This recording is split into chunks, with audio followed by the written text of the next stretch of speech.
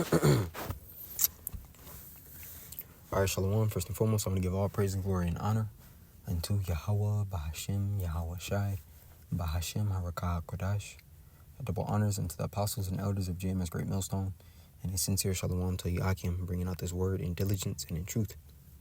And as you see, this article is from End Time Headlines, and it reads, "A gathering storm is brewing that could pull Russia and China into a direct conflict with America." Right? We understand that according to prophecy, this is exactly what's going to happen, man. This isn't just a theory. This is an actual fact, right? We understand that, and not only just China and Russia, NATO and the EU. The scriptures tell us that the beast is going to hate the whore, and we understand that NATO, or it's like that Russia isn't a part of NATO, neither the EU. In fact, NATO was NATO was created to directly fight against the USSR, showing you that Russia isn't a part of the NATO, right, or of the beast, so to speak, right, or the beast system in terms of having or being a part of the 10 heads, like the 7 heads and 10 horns, right? They're not a part of that, but they are enemies, and they're still Edom. But nevertheless, this has to happen, man, because the end has to come. Right, the scriptures tell us. Matter of fact, let's start with that in the book of Revelation as well. This Revelation, I believe it's 11. Oops.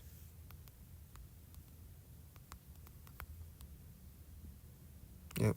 This is Revelation 11 and 14, and it reads, "The second woe was past, and behold, the third woe cometh quickly." Right, and that second woe was World War II. It says, "And behold, the third woe, which is World War III, cometh quickly." Right? So it says here, there are moments in history when the future announces itself not with a single thunderclap, but with a series of distant rumbles, easily dismissed at first, until the ground begins to shake beneath our feet. Right? So ultimately, what the article is saying in this first paragraph is that people don't pay attention into the the micro shake, so to speak, man. They don't pay attention to all the details of war, right? Because before war just occurs, or before thermonuclear destruction just hits, there was a build up unto it, man. And these people aren't paying attention into the build up. So it says easily dismissed at first, right? People are putting off the day of the Lord, man, right? It says until the ground begins to shake beneath our feet. Many believe we are living in such a moment now. Across continents and oceans, the language of leaders, the movement of armies, and the alignment of global powers all point toward a dangerous truth. The world may be drifting toward a conflict far larger than any single nation. One that could draw in Russia, China, and the U.S. in ways unseen since the last century's great catastrophes. And it's beautiful because when you take a look at these three nations, U.S., Russia, China, they have the strongest military presence upon the earth, right? With the U.S. being the number one, as the scripture says, the hammer upon the earth, right? But then you have Russia and China, right, in that order, right? So America spends the most on their nuclear and military program and out of all of them, and then after that you have Russia and China.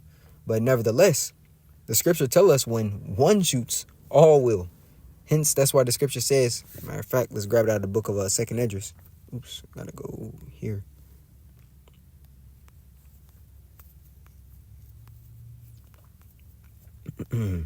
The Second Esdras 16.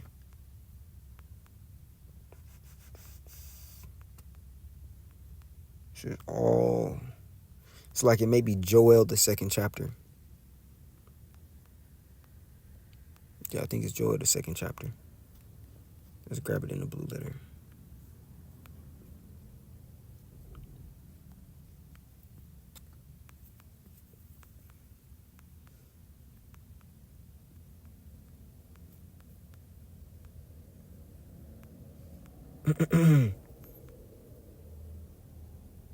And for all ye that bend the bow. Salakia.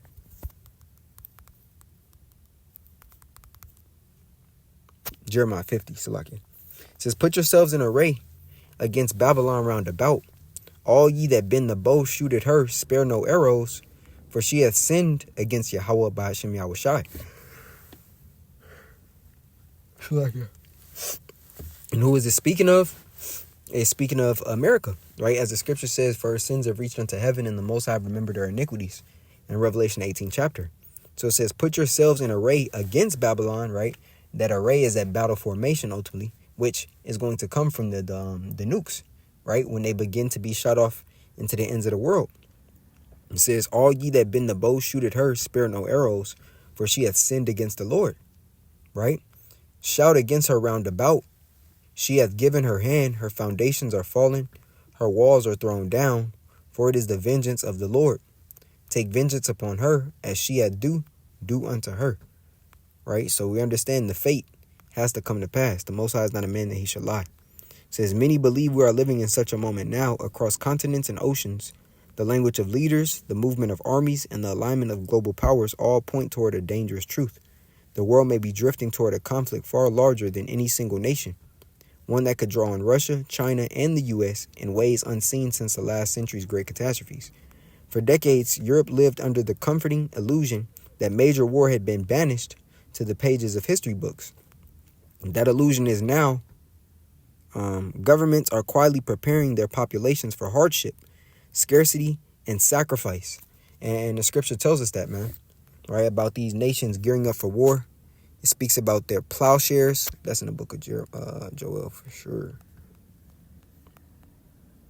Let's grab it.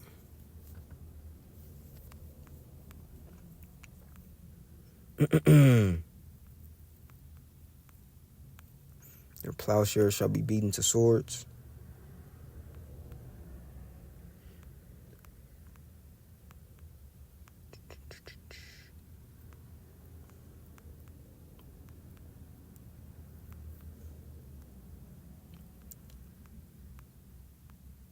This is Joel 3, verse 9, and it reads, proclaim ye this among the Gentiles. Prepare war, wake up the mighty men, let all the men of war draw near, let them come up. Beat your plowshares into swords and your pruning hooks into spears, right? So going back to the article, it tells us, it says governments are quietly preparing their population for hardship, right? So these tools that were once used for agriculture, plowshares, pruning hooks, they're now being beat into weapons, or that money is now being funneled or funded, into what? Into military capabilities, man, into military strength, right? It says, beat your plowshares into swords and your pruning hooks into spears. Let the weak say, I am strong, right? So now you have these little nations, gearing up. On top of that, you have countries like Russia, and we're going to get into it in the book of Ezekiel, the 38th chapter, how Russia is being a guard unto these nations, right? You're seeing the conflict right now between Venezuela and the U.S., U.S. seizing Venezuelan oil tankers, but what you have to understand is that Russia also has some type of interest in Venezuela, right? But they're taking more so of a defense stand, because they have weapons there. So the U.S. ultimately infiltrating Venezuela, and trying to seize its resources. Well, Russia is going to have a problem with that, man. Right? It says military budgets as well. Civil defense plans resurface. Leaders speak openly of war resembling the one their grandparents endured. Words that would have been unthinkable just a few years ago. Right? They're speaking of war openly, man. Right? That's why I said, proclaim ye this among the Gentiles. It's open, man. People of all nations are seeing that the end is about to be detrimental for everybody except the elect. Right? Because guess what? Though all nations won't have thermonuclear fire rained on them, all nations will suffer from Babylon being destroyed. That's why when we go into Revelation the 18th chapter, and it speaks about the merchants who stood afar off, crying, weeping, and wailing, right? Saying what? Alas, alas, right? I'll grab it just to hit the point and then go back into the article. It's Revelation 18, and I'll start here at 10. It says, standing afar for the fear of her torment, saying, alas, alas, that great city Babylon, that mighty city, for in 1 hour is thy judgment come. And the merchants of the earth shall weep and mourn over her, for no man buyeth their merchandise anymore. Right? So the supply chain, will drastically change, being that Babylon won't be able to buy goods once it's on fire, man. So they lose money, which ultimately means they lose position. And they don't understand that they don't have next, man. The nations aren't going to rule next, man. The kingdom of Yahweh Bashem Shai, the government of Yasharallah is going to rule in the kingdom to come, man. The next age, the next eon, starting with Yahweh, Yahweh Shai, King David, the 12, and the rest of the elect, man. Right? It says, this is not the language of confidence. It is the language of foreboding. When those entrusted with the safety of nations begin to warn their citizens to prepare for large-scale war, it suggests that the threat is not theoretical, but looming. Right? Meaning what? It's on the brink. So if you are listening to prophets who aren't warning you of these things, guess what? Hey, you're following false prophets. Did not Yahweh Shai say, my sheep hear my voice and they follow me? They hear not the voice of strangers? Hey, well, if they're blowing an uncertain sound, guess what they're doing? They're listening to a voice of strangers. Men who are telling you John the Baptist wasn't in the truth, hey, that's a voice of a stranger. Men who are telling you the MOTB don't matter, or that it's a sin, that everybody got it. These are uncertain sounds, man. We can go on and on. Men who are telling you not to worship Yahweh Shai, that's an uncertain sound. Men who are telling you that you can pop your woman on the Sabbath or pop her in her backside, that's uncertain sounds. These are false prophets, man. It should be evident who the men of the Lord are, man. We're too close. 2026 is about to be a heavy year. And Jake ain't prophesying with nothing that's happening. It's just a bunch of niggas with fringes on throwing slander, man. It says, continuing, it says, this is not the language of confidence. It is the language of foreboding. When those entrusted with the safety of nations begin to warn their citizens to prepare for large-scale war, it suggests that the threat is not theoretical but looming, right? From Moscow, the message is unmistakable. Russia does not intend to yield. Instead, it mocks Western leadership, deploys advanced weapons closer to adversaries, hence, what I was talking about in terms of Venezuela, man, right? This is where we're at. There's no turning this around.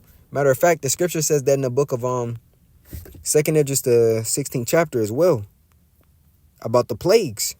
This 2nd Esdras 6, and I'm going to start here at the point at 14. It says, behold, the plagues are sent and shall not return again until they come upon the earth. Matter of fact, I got to start up. Oops. Start at 4. It says, a fire is sent among you, and who may quench it? Plagues are sent unto you, and what is he that may drive them away? Meaning what? Hey, it's nothing that's going to drive them away. Once they're sent, they're sent. Hey, and Yahweh Bashem Shai has those contractions occurring. So this is it. It says, from Moscow, the message is unmistakable. Russia does not intend to yield. Instead, it mocks Western leadership, deploys advanced weapons closer to adversaries, and dares its opponents to test its resolve. These actions are not merely symbolic. They are signals, warnings written in steel and fire. And it's beautiful that they say warnings written in steel and fire, because ultimately, hey, that's like going into the smith that blew off the coals in the fire, man. Hey, that smith is the modern day scientist, and they use forth the elements of the earth in order to create the steel in that fire, man. Showing you that this last war, has to be, as the scripture says here in the book of Isaiah 9, for every battle, 9-5, Salakia, for every battle of the warrior is with confused noise and garments rolled in blood, but this shall be with burning and fuel of fire, right? The previous wars of the ancient days, you had men on the battlefield. They had their swords, they had their shields, chain armor, so forth and so on, right? It was hand-to-hand combat. The strongest, most tactical man win. But in this battle, in this war, it's what? It's nuclear, man. You don't need troops, so to speak. Everything is being done in the air. It's aerial. It's from a distance. That's why going back into 2nd Esdras 16, it speaks about arrow shot of a strong archer from one end of the earth to the other. It has become technologically advanced to the point where everybody loses if one nuke is shot off, right? But we understand the earth abideth forever. Nevertheless, this place has to be destroyed. So I want to grab that in the book of Ezekiel, the 38th chapter, because it's very important, because it's mentioned in Russia as that guard, right? I'm just get the Get the point. It's like I got to start up. It says Ezekiel 38 at the top. It says, "And the word of the Lord Yahweh came unto me, saying, Son of man, set thy face against Gog, the land of Magog, the chief prince of Meshech and Tubal, and prophesy against him, and say, Thus saith the Lord power, Yahweh, Behold, I am against thee, O Gog, the chief prince of Meshech and Tubal." Right? And you understand Gog and Magog is speaking of Russia, right? It says, "The chief prince of Meshech and Tubal, and I will turn thee back and put hooks into thy jaws, and I will bring thee forth in all thine army, horses and horsemen, all of them clothed with all sorts of armor, even a great company with shields," like with bucklers and shields, all of them handling swords, right? So it's speaking about nuclear arms, or nuclear military strength from Russia, man. It says Persia, Ethiopia, and Libya with them, right? Because these countries, are going to be grouped up or protected by Gog and Magog, right? Or by Russia. It says Persia, Ethiopia, and Libya with them, all of them with shield and helmet, because Russia is also going to supply these nations, with the nuclear capabilities or some sort of missiles, as we see that what they're doing with Venezuela. They're ultimately arming up their allies so that they can fight against their adversaries, right? It says Gomer, and that's Turkey. It says, "In all his bands, the house of Togomar of the north quarters, and all his bands and many people with thee. Be thou prepared and prepare for thyself, thou and all thy company that are as assembled unto thee, and be thou what? And be thou a guard unto them." Right? Because we understand that as the scriptures say, let the weak say I am strong. We understand that these weaker nations wouldn't be able to stand a chance against Babylon, man. America wouldn't even have to shoot a nuke at them. They could do it just by constant drone strikes, like what we see what this devil is doing to the Middle East. And he could conquer those nations with those, man. Or just send a ICBM or two, hypersonic over there, and it's going to cause mass mayhem and destruction. But ultimately, Yahweh Shema Shai has it to where everybody is sick of this whore, man. Right? It says, "How's the hammer of the earth been broken, man?" Right? Cut asunder. Ultimately, Yahweh Shema Shai is putting the spirit in the earth to where everybody is hating this whore, man. Everybody is hating it because they see and they've had to drink the wine of the wrath of her fornication, right? They've been poisoned by her democracy, by our Hollywood industry. You see the women over there in each of these countries just being more and more decrepit, man. Just becoming more and more wicked. Turning into Americans ultimately, right? Following after image of the beast. It says, "Gomer and all his bands, the house of Togomar of the north quarters, and all his bands, and many people with thee. Be thou prepared and prepare for thyself. Thou and all thy company are as assembled unto thee, and be thou a guard unto them." So Russia is taking that step, to ultimately be that big brother, or in Jake terms, be the big homie, right? To the little ones, right? So anybody that comes up against them is ultimately coming up against Russia. And this is what this article is speaking about, man. It says, "More troubling still, Russia is no longer confining its posture to Europe," meaning what is stretching out its arms, right? And when we go into the book of Revelation, the 13th chapter, it speaks about the end of this place ending with Russia, man. This is Revelation 13, and let's go. Yep, 2. Revelation 13 and 2, it says, "And the beast which I saw was like unto a leopard." And it's speaking about the ancient Roman Empire, right? The beast, which consists of, it's like the dragon is the ancient Roman Empire, or the Roman Empire. The beast is NATO and the EU. It says, "And the beast which I saw was like unto a leopard." Now, this specific beast is speaking about the Grecians, the Grecian Empire. It says, "And his feet were as the feet of a bear," right? And this is symbolizing Russia. "And his mouth as the mouth of a lion. And the dragon gave him his power and his seat and great authority." Right? Now, when you go into, it says the mouth of a lion, and the dragon gave him his power, his seat and great authority. Salakia. Yeah, the feet of a bear is the representation of Russia, right? And the feet is the end of a thing, right? Hence Gog and Magog, going back to Ezekiel, the 38th chapter. And the mouth of that lion is speaking of a Great Britain, ultimately where America came out of, or where the scripture speaks about the little horn, right? And the dragon is the ancient Roman Empire. It says, and the dragon gave him his power and his seat and great authority, right? Ultimately, it's going into the history, from Rome unto America, right? But the point was the feet of the bear, right? Because when we go into the image in the book of Daniel, it speaks about the miry clay, right? Which is ultimately the end of that statue or the end of that image, which is the end of that age, man, right? And it's speaking that feet mixed with miry clay is speaking of the revitalization or Babylon, man, America, right? Now, to continue, matter of fact, that was the point. I believe it's another precept in Revelation 13 that speaks about this as well, about Russia being the end.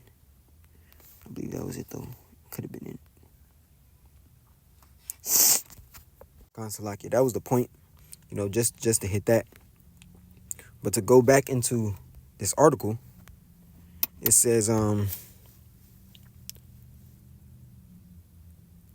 was I at?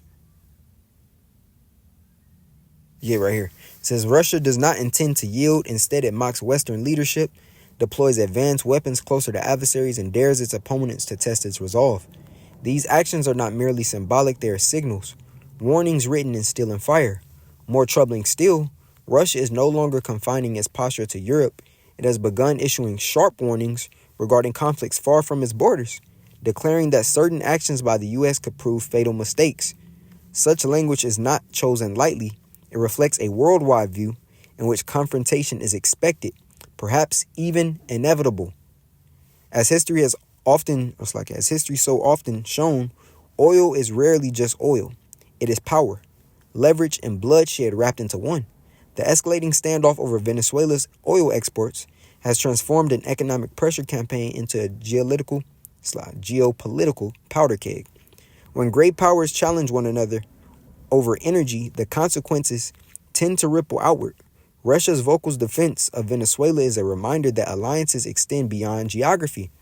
What begins as a regional dispute can quickly become a test of dominance, a question of who truly governs the global order. China's voice has joined the chorus of opposition to U.S. actions, offering diplomatic backing to Venezuela while deepening its strategic alignment with Russia.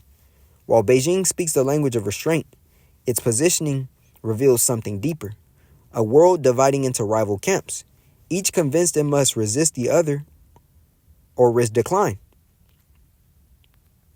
China may not seek open war, but neither did many powers on the eve of past global conflicts. Support need not come in the form of soldiers to be decisive. Economic leverage, strategic coordination, and political unity can all serve as accelerants when tensions ignite, right? And all these nations are hating this place, man. So when we go back into the book of Jeremiah 50,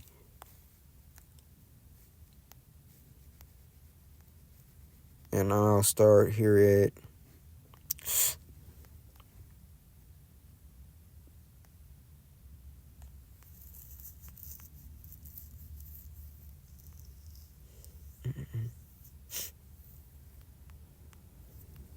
$14.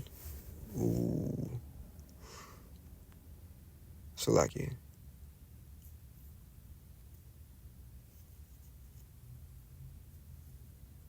$13. It says, because of the wrath of the Lord Yahweh, it shall not be inhabited. Speaking of this land here, it says, but it shall be wholly desolate. Everyone that goeth by Babylon shall be astonished and hiss at all her plagues. Put yourselves in array against Babylon round about. All ye that bend the bow, shoot at her. Spare no arrows, for she hath sinned against the Lord. Shout against her round about. She hath given her hand. Her foundations are falling. Her walls are thrown down, for it is the vengeance of the Lord. Take vengeance upon her, as she had done, do unto her. Cut off the sower from Babylon, and him that handle the sickle in the time of the harvest. For fear of the oppressing sword, they shall turn away every one to his people, and they shall flee every one to his own land. Now I'm going to jump down to 21. It says, go up against the land of Merathaim. Right now, land of Merathaim, when you go into that word Merathaim, it means double rebellion, which symbolizes this place here, man. This is a rebellious nation. It says, even against it and against the inhabitants of Pekog, waste and utterly destroy after them, saith Yahweh, and do according to all that I have commanded thee, Salakia. A sound of battle is in the land, and of great destruction. How is the hammer of the whole earth cut asunder and broken? Right? How has Babylon become a desolation amongst the nations? So though China has this mindset that we're staying out of it, hey, they're making moves behind the scene to show that they still really are against this place. Right? It says, dang, where's I at, man? Oh, right there. Yeah, China may not seek open war, but neither did many powers on the eve of past global conflicts. Support need not come in the form of soldiers to be decisive. Economic leverage, strategic coordination, and political unity can all serve as accelerants when tensions ignite. History whispers a chilling reminder. World wars do not begin because nations want destruction.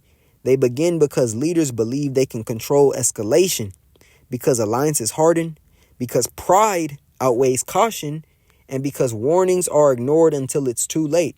And it's beautiful they say that, because this is how the man's mind basically curates how a world war occurs. But we understand the scripture tells us in the book of Proverbs, the king's heart is in the hands of the Lord, and as the rivers of water, he turneth it whithersoever he will. So the Lord gives men these thoughts, but ultimately, it's for the purpose of ushering in a new kingdom, for where Esau is the end of the world and Jacob is the beginning of it that followeth.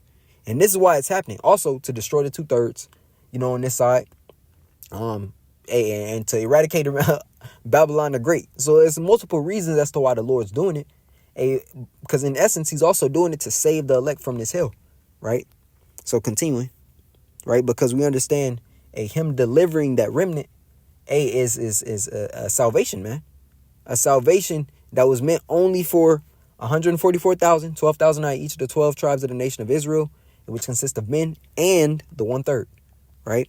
It says multiple, and also to take over the world powers and to be the next government to reign. Because it says in the book of, I believe it's Revelation, the 19th chapter.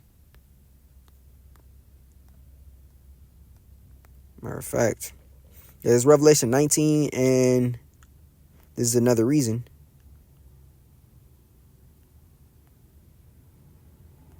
Here we go. Revelation 19 and 11. Yeah, and I saw heaven opened, and behold, a white horse. And he that sat upon him was called Faithful and True, Yahushai. And in righteousness he doth judge and make war. His eyes were as a flame of fire, and on his head were many crowns. And he had a name written that no man knew but he himself. Now, that's not speaking that we don't know the name, man. When you go into it, it means afresh.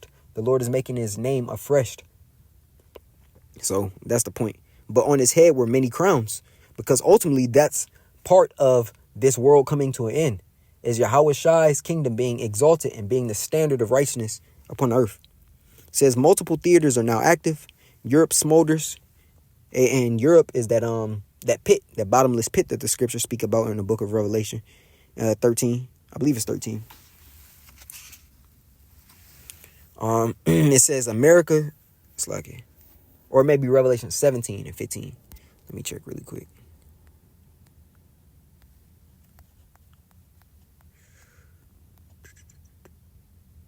Nope, it's not 17 and 15. I think it is 13. I'm just checking this really quick. Gotta make sure.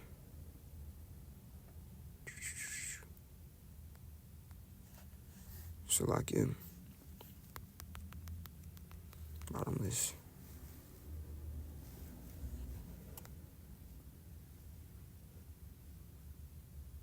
Yeah, Revelation 11. Revelation 20. I was quoting Revelation 20. That's what I was thinking about, Revelation 20 and 1. But to go back to this article, it says this is the very pattern that precedes America's great upheaval, not chaos, but order turning rigid, brittle, and ready to shatter.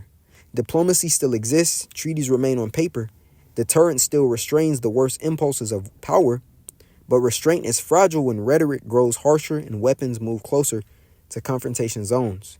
The danger is not intent, it is miscalculation. A naval incident, a blockade enforced too aggressively, a strike misunderstood, right? And these are all quote unquote things, right, that they could use to say this is what sparked it. A response that comes too fast to reverse. History teaches that once momentum overtakes reason, even those who wish for peace find themselves carried towards war. So this is it, man. It says the signs are no longer subtle. Europe is preparing for war. Russia is warning the world it will not be sidelined. China is positioning itself for a reshaped global order. Energy, power, and pride are converging into a volatile mix that has undone civilizations before. Whether this moment becomes the brink or the beginning remains unknown, unknown to them. But unto us, the mystery has been revealed, and it's evident that this is the end. But the world stands at a crossroads where complacency is no longer an option. When the watchmen raise their voices, and that's us, and the nations steel themselves, history is usually on the verge of turning a page written in fire. And this place is going to end in fire, right? Hence, Revelation 18 chapter. We're going to end off with that. It's Revelation 18. And I'm going to start. Let me just get to the point. This is 5. It says, for her sins have reached unto heaven, and Yahweh hath remembered her iniquities. Reward her even as she rewarded you, and double unto her, double according to her works. And the cup which she hath filled, fill to her double. How much she hath glorified herself and lived deliciously, so much torment and sorrow give her. For she saith in her heart, I sit a queen, and am no widow, and shall see no sorrow. And that's the pride that article was going into. It says, therefore shall her plagues come in one day, death and mourning and famine, and she shall be utterly burned with fire. For strong is the Lord power Yahweh, who judgeth her. And the kings of the earth who have committed fornication, they were in bed with this whore, and lived deliciously with her, right? Reaped up the benefits of Babylon, supply and demand, of, trading with this place, It says, shall bewail for her and lament for her when they shall see the smoke of her burning. Hence, when the scripture says, before them is a garden of Eden, and after them a desolate wilderness, right? So that's what's about to happen, man. But before thermonuclear destruction fully occurs, and we understand there are certain things that have to be put into place according to prophecy. The MOTB has to be mandated, man, right? The hour of temptation has to come, right? The prophets of Yahweh Bashim Al-Shah have to be persecuted, right? So there's a few steps, a few prophecies before, the arrows begin to be shot into the ends of the world. But nevertheless, this is the end game that the scripture speaks about. So I just wanted to go into this article. Lord willing, it was edifying. I want to give all praise, glory, and honor unto Yahweh, Bahashim, Yahweh Shai, Bahashim, Harakah HaKodash, and double honors unto the apostles and elders of JMS Great Millstone, and a sincere shalom to Akim, bringing out this word in diligence and in truth. Shalom.